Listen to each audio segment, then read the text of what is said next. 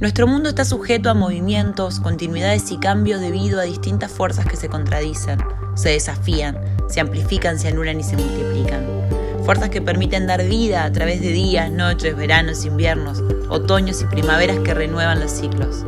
Hay fuerzas que generan luz, fuerzas que mueven motores y motores que mueven máquinas, herramientas, automóviles, camiones, trenes, aviones. Fuerzas que aplicadas dan estabilidad y fuerzas inestables que provocan catástrofes.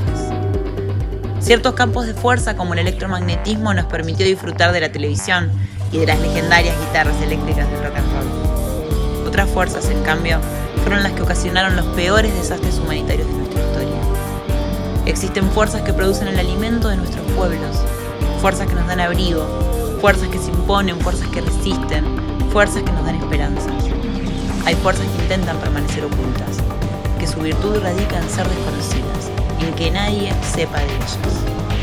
Cuando se posee la fuerza, se deja de invocar a la justicia.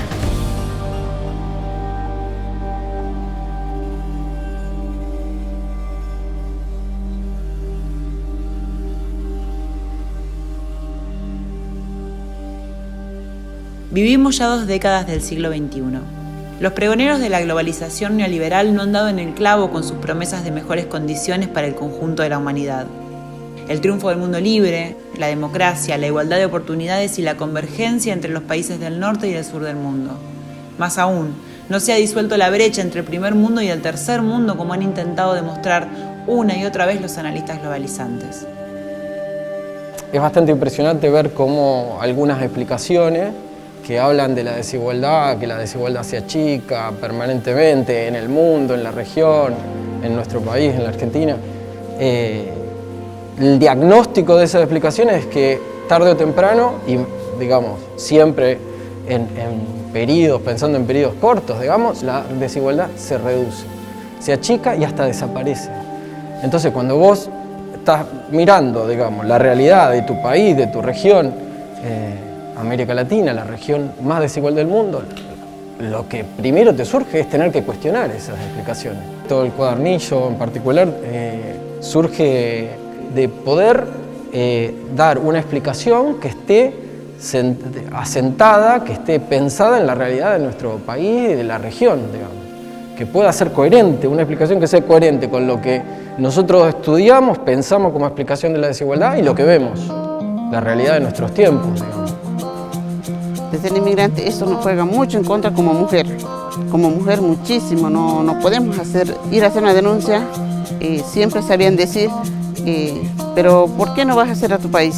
Porque uno como mujer va a buscar un trabajo donde sea, no se lo dan. ¿Por qué? Porque es mujer. ¿Tenés marido? ¿Tenés hijos? ¿Cuántos hijos tenés? Te preguntan los patrones. Mi jefe es un teléfono y de todo lo que son derechos laborales y esas cosas, bueno, olvídate, no hay nada, es un robot a través de una pantalla y ¿a quién le reclamo yo algo? A nadie, o sea, si no me gusta, a tu casa. Por todo lado del mundo ya veo que existe que lo más rico con los ricos, lo más pobre con los pobres, eso estoy viendo. Hay mucha impunidad, mucha injusticia en el mundo, eso lo siento por todo lado del mundo. No hay mucha diferencia de todo lo que vi porque en África ya paso pocos países como España, y Ecuador, la Latina también me tocó un poco, Brasil, Argentina, pero puedo decir que todo es igual, sí, no hay mucha diferencia. Lo que siento, lo que me hace mal es la injusticia que están pasando en el mundo. Ellos no saben lo que es la pobreza, ellos no sienten la pobreza, ellos nunca se acuestan con hambre. Los hijos de los laburantes, sí. Por eso siempre yo digo y lucho hoy para que gente del pueblo también llegue al poder, porque es la gente que va a ver nuestra realidad. Desde la emergencia del neoliberalismo como proyecto económico-político a escala global, la desigualdad ha sido uno de los problemas sociales que más ha llamado la atención de intelectuales, investigadores y militantes. Buena parte de nuestra realidad en el sur del mundo está marcada por la exclusión. Sin embargo, ¿esta exclusión es consecuencia de la falta de desarrollo de las fuerzas productivas a escala nacional? ¿Es producto de la fragilidad de la democracia en nuestros países? ¿Es resultado de los bajos niveles educativos de nuestras poblaciones trabajadoras? Estas parecen ser las interpretaciones del Banco Mundial y otros organismos multilaterales en sus reiterados informes. El 1% más rico a escala global concentra hoy el 60% de los ingresos producidos. Esto implica que poco más de 2.100 multimillonarios poseen más riqueza que unos 4.600 millones de personas.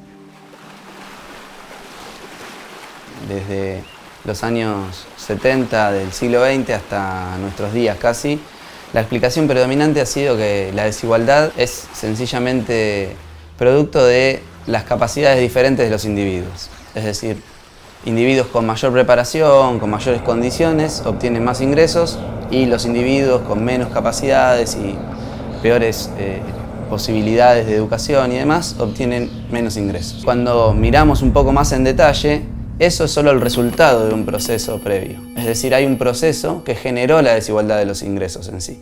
Y esa desigualdad de los ingresos tiene para nosotros al menos dos niveles. Un nivel vinculado a lo global, es decir, a la desigualdad entre los países del norte y los países del sur del mundo, y un proceso que tiene más que ver con las características de cada país.